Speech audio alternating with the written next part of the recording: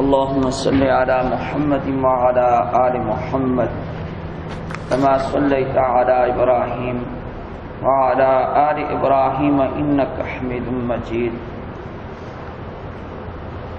اللهم بارك على محمد وعلى آل محمد كما باركت على إبراهيم وعلى آل إبراهيم إنك حميد مجيد. وعن عبد الله بن عمرو رضي الله عنه أن رسول الله صلى الله عليه وسلم قال الصيام والقرآن يشفعان للعبد. يقول الصيام اے رب انی منعته الطعام والشهوات بالنهار فشفعني فيه. ويقول القرآن منعته النوم بالليل فشفعني فيه فيشفعان. رواہ البیہقی فی شعب الایمان. دنیا میں لوگوں نے اپنے نظام کے مطابق کچھ سفارشی مقرر کیے ہوئے ہیں، وہ بھی ہماری سفارش کرے گا، وہ بھی کرے گا. ہمارے پیر صاحب ہمیں قیامت کے دن چھڑوا لیں گے. بس پیر صاحب کو نذرانے دیتے رہو، اگر زندہ ہے تو، اگر مر گیا ہے تو بکس میں ڈالتے رہو، اور قیامت کے دن وہ چھڑا لے گا. نہ نمازیں پڑھنے کی ضرورت ہے، نہ روزہ رکھنے کی ضرورت ہے. گرمی کے دن ہیں، ویسے بھی 16 گھنٹے کی بھوک پیاس برداشت کرنے کی کیا ضرورت ہے؟ پیر کو منا لو تو سب کچھ راضی بازی ہے. یہ ہے ایک ذہن بر صغیر کی اکثریت عوام کا. ہماری سفارشی ہیں. یہ ذہن اصل میں مشرکین مکہ کا تھا. مشرکین مکہ سے جب کہا جاتا تم رب کو نہیں مانتے، اللہ کو نہیں مانتے، مانتے تھے، مانتے ہیں، پھر یہ بتوں کی پوجا کیوں کرتے ہیں؟ کہا اس لیے کرتے ہیں ہؤلاء شفعاؤنا عند اللہ، یہ ہمارے اللہ کے ہاں سفارشی ہیں، اس لیے ہم ان کی عبادت کرتے ہیں. ہؤلاء شفعاؤنا عند اللہ. یاد رکھیں کہ صحیح سفارشی ہم آپ کو بتاتے ہیں کہ کون ہیں جو اللہ کے ہاں سفارش کریں گے. جاہل پیر اور مشرک اور بدعتی پیر، اس کی اپنی جان مشکل سے چھوٹے گی، وہ دوسروں کو کہاں سے چھڑائے گا؟ عقل کی بات ہے. تو حدیث پاک میں 2 سفارشیوں کا ذکر ہے. نبی کریم صلی اللہ علیہ وآلہ وسلم نے فرمایا یہ 2 سفارشی ایسے ہیں کہ قیامت کے دن ان کی سفارش ہوگی، یعنی یہ دونوں سفارش بھی کریں گے اور ان کی سفارش اللہ قبول بھی فرمائے گا. تو 2 سفارشی ہیں. تو وہ کون کون سے ہیں؟ بس حدیث کا ترجمہ دیکھیں اور بات سمجھ آ گئی. عبداللہ بن عمرو رضی اللہ تعالی عنہما سے روایت ہے کہ بے شک رسول اللہ صلی اللہ علیہ وآلہ وسلم نے ارشاد فرمایا الصیام والقرآن یشفعان للعبد. قیامت کا دن ہوگا، روزہ اور قرآن بندے کے لیے سفارش کریں. یہ 2 سفارشی ہیں. وہ سفارشی ذرا سستا تھا، نہ روزے کی ضرورت نہ نماز کی ضرورت. یہ ذرا مہنگے سفارشی ہیں. 16 گھنٹے کا روزہ رکھنا اور کھڑے ہو کے قرآن سننا، یہ ذرا گراں اور بھاری سفارشی ہیں، لیکن ہیں سچے، وہ جھوٹے ہیں. تو الصیام والقرآن یشفعان للعبد، روزہ اور قرآن دونوں بندے کے لیے کیا ہوں گے؟ سفارشی. نبی علیہ السلام کا ارشاد، ہر ایک کہے گا پہلے روزہ، یقول الصیام، روزہ کہے گا اے رب، اے میرے پروردگار، انی منعتہ الطعام والشہوات بالنہار، میں نے اس بندے کو کھانے سے اور خواہشات سے دن کو روکا تھا. یہ دن بھر نہ کچھ کھاتا تھا، نہ ہی اپنی کوئی خواہش پوری کرتا تھا. اے پروردگار فشفعنی فیہ، اس کے حق میں تو میری سفارش قبول فرما. یہ روزہ کہے گا. علماء نے کہا ہے چاہے وہ لسان حال سے کہے یا لسان قال سے کہے، دونوں صورتوں میں یہ سفارشی ہوگا. وَيَقُولُ الْقُرْآنُ، اور قرآن کہے گا مَنَعْتُهُ النَّوْمَ بِاللَّيْلِ، اے پروردگار میں نے اس کو نیند سے روکا تھا رات کے وقت. رات کے وقت 1.25 گھنٹہ تو تراویح پہ لگ جاتا ہے. آرام جو پہلے ہم کرتے تھے جلدی جلدی، کوئی یہ نہ کہے کہ یہاں تو نیند کا ذکر ہے، مطلق آرام. پہلے تو ہم کھڑے ہو کر ہم تراویح نہیں پڑھتے تھے، اور اب قرآن کے لیے کھڑے ہیں. تو قرآن کیا کہہ رہا ہے قیامت کے دن؟ مَنَعْتُهُ النَّوْمَ بِاللَّيْلِ، میں نے اس کو نیند سے روکا تھا رات کے وقت، یہ میرے لیے جاگا تھا. فَشَفِّعْنِي فِيهِ، اے پروردگار میری سفارش اس کے حق میں قبول فرما. نبی علیہ السلام نے فرمایا فَيُشَفَّعَانِ، ان دونوں کی سفارش کو قبول کر لیا جائے گا، روزہ بھی اور قرآن بھی. یہ آپ صلی اللہ علیہ وسلم نے بڑی پیاری بات ارشاد فرمائی.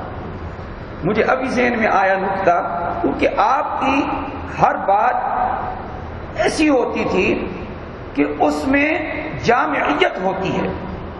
آپ نے فرمایا قرآن سفارش کرے گا. آپ نے یہ بھی نہیں فرمایا کہ قرآن پڑھنے والے کے لیے سفارش کرے گا، نہیں، قرآن سفارش کرے گا، چاہے اس کو پڑھے چاہے اس کو سنے، دونوں صورتوں میں قرآن اس کے لیے کیا ہوگا؟ سفارشی ہوگا. دیکھو بات میں اگر آپ یہ فرما دیتے کہ قرآن پڑھنے والے کے لیے سفارشی ہوگا تو پھر سننے والے تو اس سے محروم ہو جاتے. لیکن آپ نے فرمایا قرآن سفارش کرے گا، چاہے قرآن پڑھے اس کے حق میں بھی یہ سفارشی ہوگا، چاہے قرآن سننے والے ہوں ان کے حق میں بھی قرآن کریم سفارشی ہوگا. اس لیے آج کل نماز تراویح میں بھی آپ ناغہ نہ کرنا. کچھ لوگ کہتے ہیں نماز تراویح تو بس ایک زائد نماز ہے، ایک زائد نماز. اللہ کے بندو، یہ اجر و ثواب حدیث پاک میں آتا ہے. سیدنا ابو ہریرہ رضی اللہ تعالیٰ عنہ روایت کرتے ہیں نبی علیہ السلام نے ارشاد فرمایا من استمع الى آیت من کتاب اللہ کانت لہ حسنۃ مضاعفہ، جس نے کان لگایا غور سے سنا اللہ کی کتاب کی ایک آیت کو بھی غور سے سنا، قیامت کے دن اس کے لیے ایک نیکی ہوگی جس کو بڑھایا جائے گا. کتنا؟ کوئی اس کا حساب نہیں ہے. بڑھایا جائے گا 10 گنا نہیں، 700 گنا نہیں. فرمایا کوئی حد اس کی نہ، جتنا غور سے قرآن سنیں گے اللہ جل جلالہ اتنا ثواب کو بڑھا دے گا. ومن قرأہا، اور جس نے ایک آیت بھی اس کی پڑھی ہے کانت لہ نورا یوم القیامہ، وہ ایک آیت کی تلاوت بھی اس شخص کے لیے قیامت کے دن نور بن جائے گا. اس لیے آپ تلاوت کریں بھی صحیح اور تلاوت سنیں بھی صحیح. تلاوت کا سننا بھی ثواب ہے اور تلاوت کرنا پڑھنا بھی کیا ہے؟ ثواب ہے. اور یہ تو ایسی کتاب ہے قرآن مجید کہ اس کے بارے میں علماء نے فرمایا النظر الی المصحف عبادہ، کہ قرآن مجید کو دیکھنا بھی عبادت ہے. ومس المصحف عبادہ، فرمایا اس کو محبت سے ہاتھ لگانا بھی عبادت ہے. سیدنا عثمان رضی اللہ تعالی عنہ، جن کو اللہ نے قرآن کریم کا خاص ذوق اور شوق عطا فرمایا تھا، عجیب 2 نسخے قرآن کریم کے آپ نے اتنے پڑھے، اتنے ورقے بدلے، یہ اور پلٹے آپ نے اتنا پڑھا اتنا پڑھا اتنا پڑھا اس کو. یہ تو تھے دیکھنے کی تلاوت، فرمایا دیکھ دیکھ کر اتنا پڑھا کہ قرآن مجید کے 2 نسخے حضرت کے ہاں بسیدہ ہو گئے بار بار پڑھ کے. ہم تو جب سے لے کر نیا رکھتے ہیں موت تک کو نیا پڑا رہتا ہے، یہ اس لیے کہ ہم اس کو بار بار کھول کے تلاوت ہی نہیں کرتے. فرمایا بسیدہ ہو گئے تھے، 2 نسخے پرانے ہو گئے تھے، اتنی تلاوت کی. یہ تو تھا دیکھ کر پڑھنا. اور اللہ نے ایک عجیب شان دی تھی کہ آپ زبانی بہت پڑھتے تھے، حفظ بھی بہت پڑھا کرتے تھے۔ ایک مرتبہ مکۃ المکرمہ میں تشریف لائے اور خانہ کعبہ سامنے تھا، دل میں آیا دوبارہ مدینہ واپس لوٹ جاؤں گا تو آج جو ہے دل چاہتا ہے بیت اللہ سامنے ہے تو میں تلاوت کروں۔ نماز عشاء پڑھ لی، 2 سنتیں پڑھ لی، نفل پڑھ لیے، اب آگے وتر کی بات۔ تو وتر میں خیال آیا کہ آج بیت اللہ کے سامنے قرآن میں کیوں نہ پڑھ دوں، زیادہ سے زیادہ تلاوت کر دوں۔ شروع میں ارادہ شاید ہوگا 2 پارے 3 پارے پڑھنے کا، جو اللہ اکبر کی تو پھر ظاہر ہے بیت اللہ ہو یا مسجد نبوی ہو، وہاں تو ایک مرتبہ منہمک ہو جائے آدمی، شروع ہو جائے، ہر آدمی کا دل عبادت میں لگ جاتا ہے۔ تو وہاں کھڑے ہو کر حضرت نے پہلی رکعت میں جو شروع کیا قرآن کریم کو پڑھنا، فرمایا پڑھتے رہے 5 ختم، 10 ختم، 15 ختم، 20 ختم، 25 ختم۔ حضرت نے اللہ اکبر اس وقت کی جب قرآن کریم مکمل ہو گیا، ایک رکعت میں پورا قرآن کریم پڑھ۔ یہ تھا ذوق اور شوق۔